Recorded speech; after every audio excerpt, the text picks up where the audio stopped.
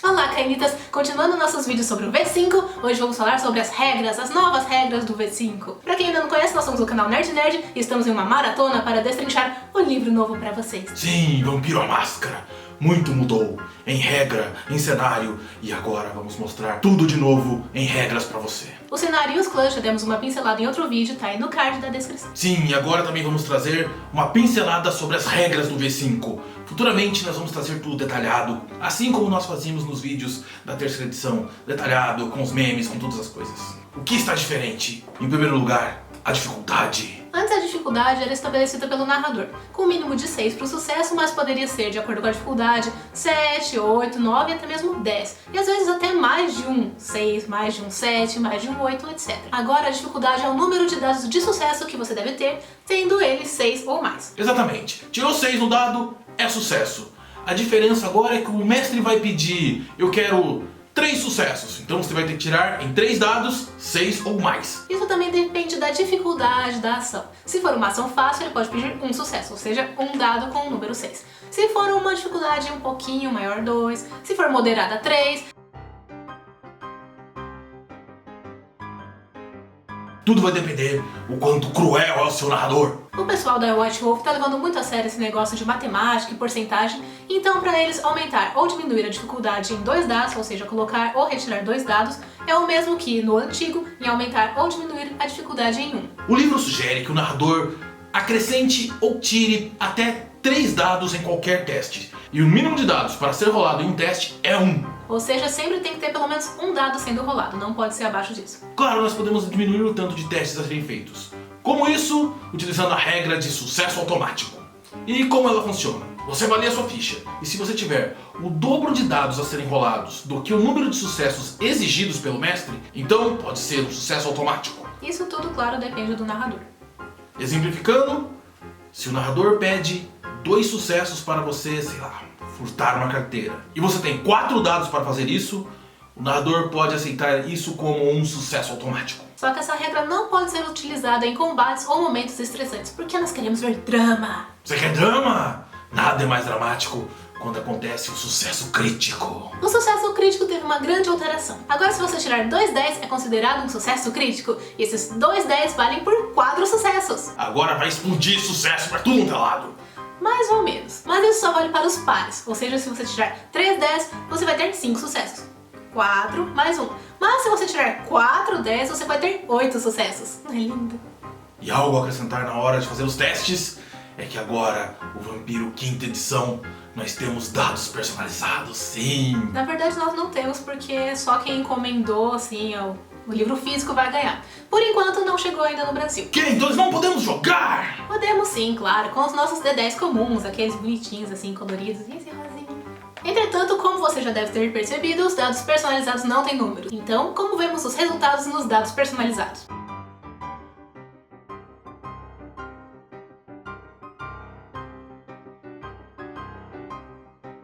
E agora nós sabemos como fazer os testes. E como sabemos como temos a vitória nos testes?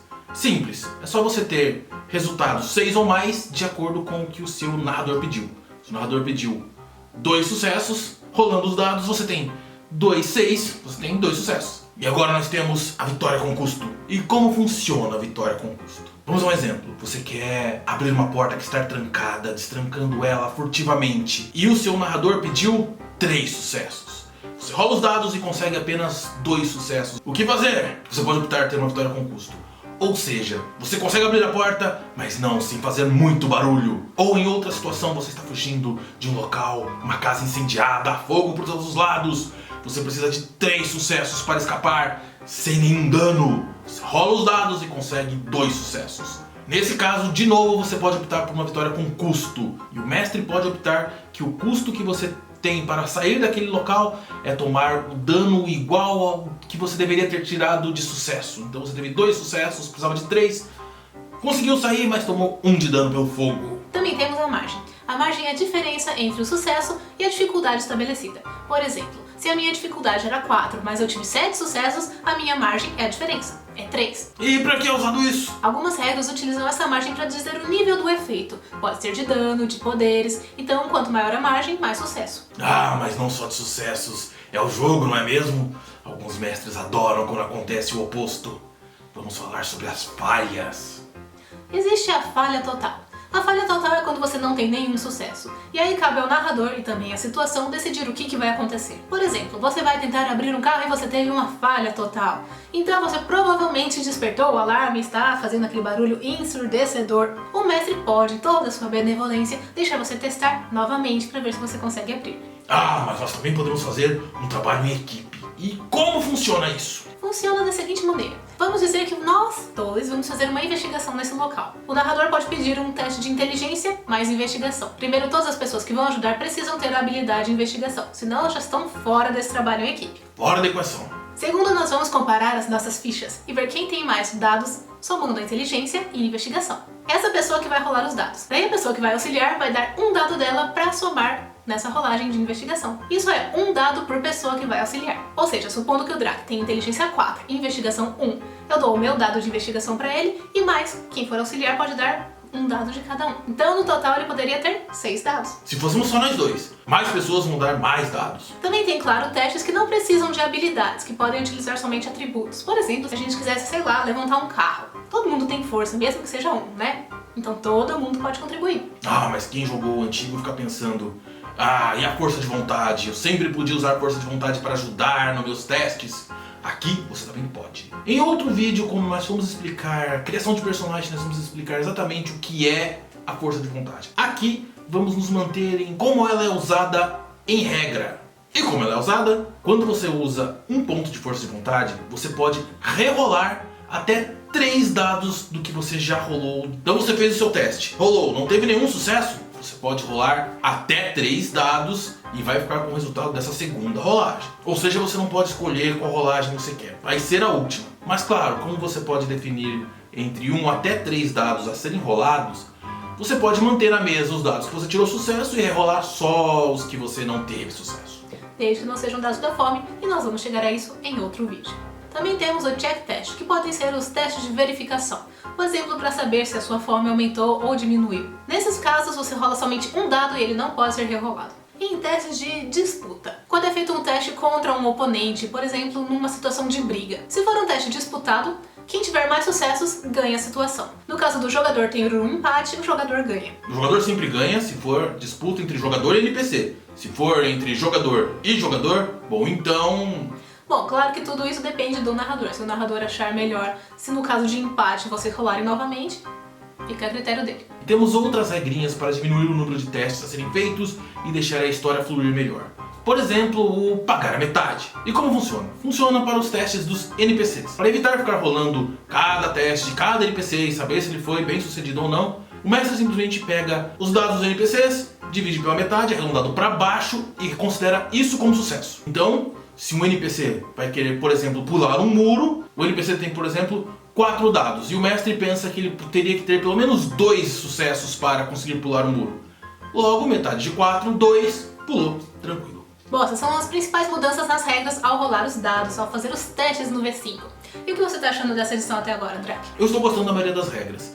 Desgostando ou talvez aprendendo a gostar de outras, e em alguns pontos eu estou achando muito melhor. Por exemplo, na questão de dificuldade. Antes você não tinha um patamar estabelecido sobre como vai ser a dificuldade. O mestre podia pedir, sei lá, 5 sucessos de dificuldade 8, 3 sucessos de dificuldade 6. Agora temos o nível de sucesso estabelecido como 6. E a dificuldade estabelecida como o número de sucessos que você tem que tirar, ficou mais simples tanto para o jogador quanto para o mestre. E você, o que está achando, Nina? Eu estou gostando bastante. Eu não sei muito quanto ao cenário, vou precisar ler mais um pouco a respeito das regras, eu gostei bastante. E algumas regras que vamos falar em vídeos futuros, principalmente da fome, eu curti muito a diferença que tem e também as dificuldades que eles estão colocando em pessoas que querem fingir ser bonzinhas quando elas estão jogando com vampiros que são claramente monstros. Eles estão forçando bastante essa pegada de vocês são monstros, vocês vão se tornar monstros um dia e como vocês vão lidar com isso. A volta aos ideais das primeiras edições está deixando o drama ficar mais intenso nesse jogo. Eu tô gostando muito de como isso está ficando. Inclusive sobre essa parte mais dramática que vem junto com a fome, nós vamos falar no próximo vídeo, ainda essa semana, então fique atento, se inscreva no canal. Isso, já deixa seu curtir aí se você gostou desse vídeo, se você não gostou das regras, comente aí como você gostaria que elas fossem. E claro, lembre-se que o narrador pode optar pela regra de ouro e alterar as regras de acordo com a crônica dele. Você lembre-se bem, avalie o vídeo, não as regras. Se você não tá gostando, fala aí nos comentários, fala tudo que você gosta e o que não gosta, mas o vídeo é legal, dá um like aí. E não esqueça de se inscrever no canal para saber mais novidades sobre o V5 e também de compartilhar com seus amigos. Então até o próximo vídeo, ainda essa semana, que os dados falem sempre a seu favor, com vários 10.